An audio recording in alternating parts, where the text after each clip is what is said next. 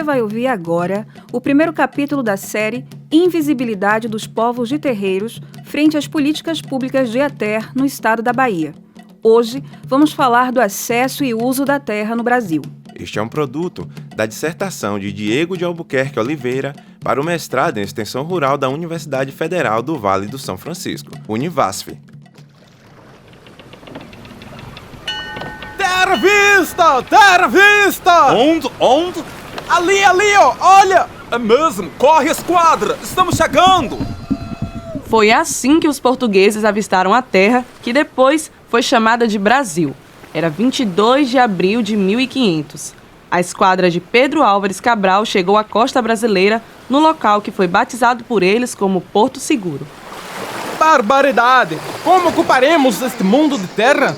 Este lugar é muito grande E tem muitos nativos. Como vamos fazer para que eles trabalhem para a gente? Precisamos mandar muitas riquezas para Portugal. Já sei. Escreveremos para o rei e perguntaremos a ele o que faremos. Isso, deixa que eu escrevo. Você dita e eu escrevo. Este é um asno, não sabe nem escrever. Anota aí. Meu rei Dom João III, achamos o Brasil. Uma terra muito grande e cheia de moradores. Não sabemos como explorá-la, nem administrar suas riquezas, que são muitas. Para tentar explorar e administrar a terra encontrada, o rei de Portugal, Dom João III, instituiu o sistema de capitanias hereditárias no Brasil. Esse sistema dividiu o imenso território brasileiro em 15 grandes áreas. Essas áreas foram destinadas aos donatários através de cartas de doação ou foral. Os donatários eram sempre da nobreza de Portugal e tinham poderes para determinar todos os direitos e deveres nas áreas que recebiam. Sério? Eles podiam fazer o que quisessem e não tinham que prestar contas a mais ninguém a não ser ao rei de Portugal? Que coisa, né? Imagina só! Eles tinham direito de vida e morte sobre tudo e todos daqui. Afe Maria, benza a Deus, que absurdo! Mas as capitanias eram ainda muito grandes e para resolver isso, Portugal implantou no Brasil o sistema de Seis-Marias. Quê? Seis-Marias? O que é isso? As Seis-Marias foram uma forma de repartir e distribuir as capitanias hereditárias para aqueles que tinham dinheiro e influência política para investir na terra. Isso significava que eles podiam fazer tudo.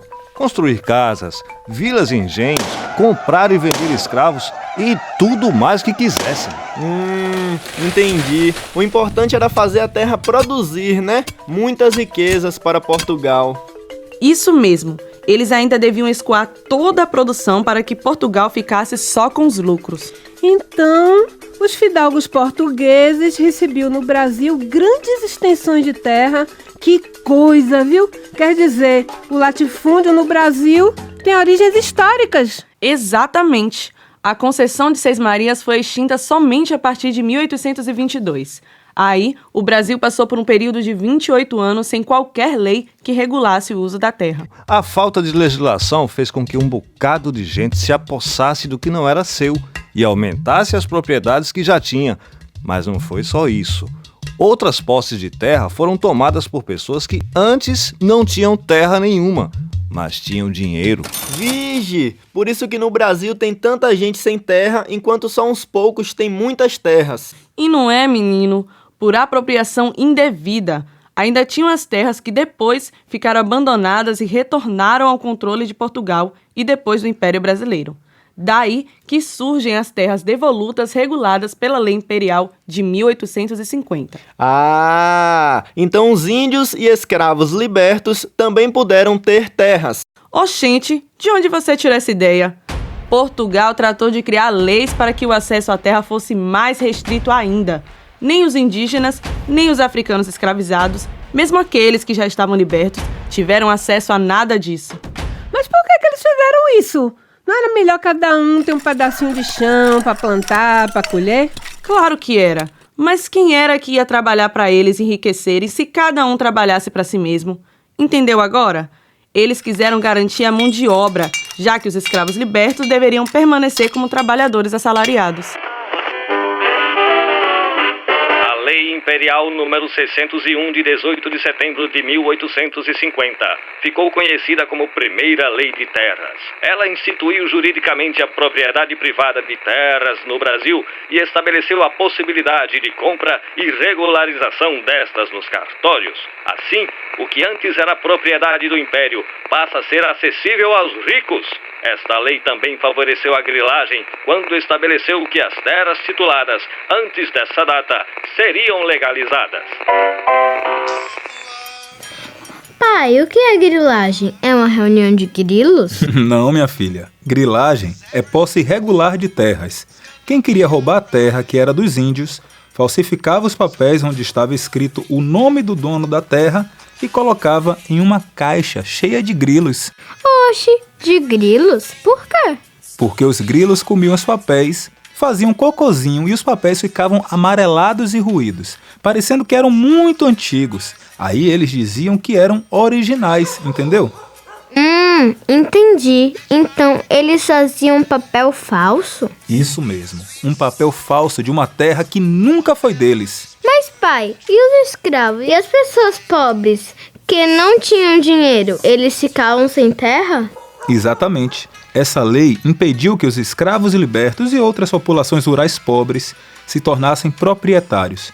Eles não possuíam dinheiro para comprar as terras nem para legalizar as que já tinham. Por isso, o Brasil é cheio de latifúndios. O que é latifúndio, pai? É a estrutura básica da distribuição de terras no Brasil, filha. Quem já tem terra, tem muita terra e quer mais e mais. Quem não tem nenhuma, fica sem ter como comprar nem um pedacinho, entendeu? Poxa, mas isso é muito injusto. No campo brasileiro há, ainda hoje, inúmeras comunidades rurais tradicionalmente instaladas, mas sem qualquer garantia legal de propriedade desta terra.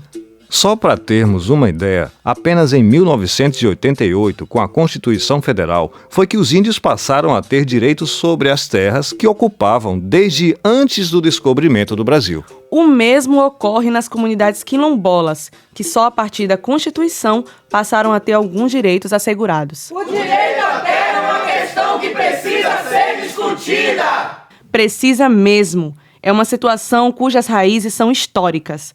Os reflexos disso vão desde a produção de alimentos até os problemas sociais gerados pela saída de agricultores sem terra para as cidades. Terra para quem trabalha na terra! Terra para quem vive na terra!